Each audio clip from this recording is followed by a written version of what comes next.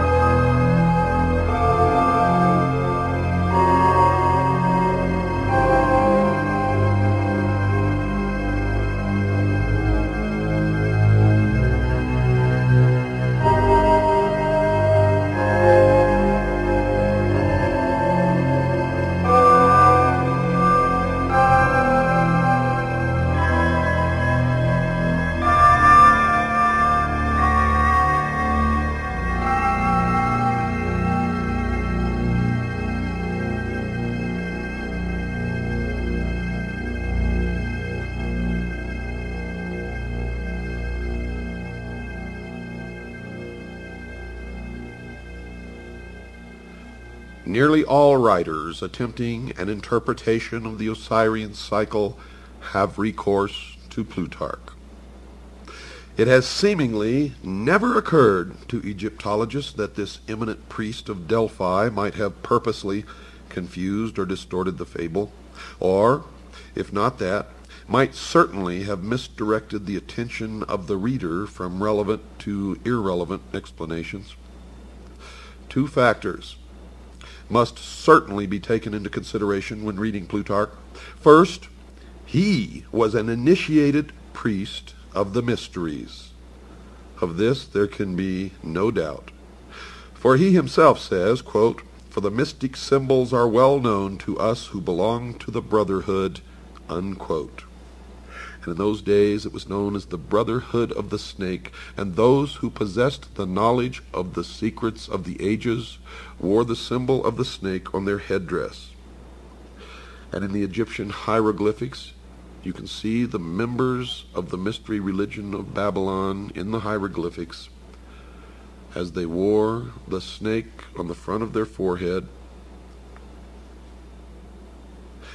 It should be evident to everybody that as an initiate, Plutarch would not have unveiled the secret meaning of the Osirian myth, and I found that to be absolutely true. No man of his priestly station or philosophic mind who so greatly venerated the gods as to attach himself to their service would have been guilty of the impiety of profaning their mysteries, and he would not have violated his oath of secrecy. Furthermore, had his treatise actually exposed any of the secrets of the rites, he would most probably have perished miserably, or at least been publicly disgraced. These evils not descending upon him, we must suppose that his book was regarded as harmless, and for our purpose, therefore, at least not directly informative. The second factor which gravitates against the likelihood of Plutarch's interpretations being correct is the condition of Egyptian metaphysics in the 1st century after Christ. If, as Budge maintains, the Egyptians themselves were unaware of the meaning of the word Osiris long prior to the Christian era, into what decay had the old rites fallen even prior to the Ptolemaic period? Now, if Pluto based his accounts upon popular traditions, they were most certainly inaccurate, and it is not impossible that even the priests themselves were for the most part ignorant of the origins of their doctrine.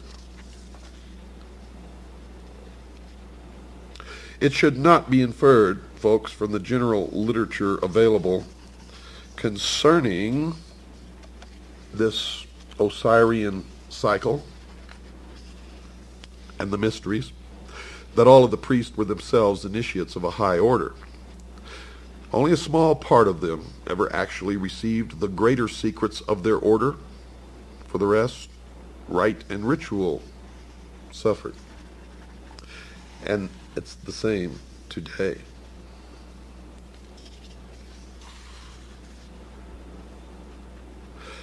Democritus spent a great part of his life in Egypt, and from the priests of that nation he secured the foundation for his celebrated doctrine of atoms.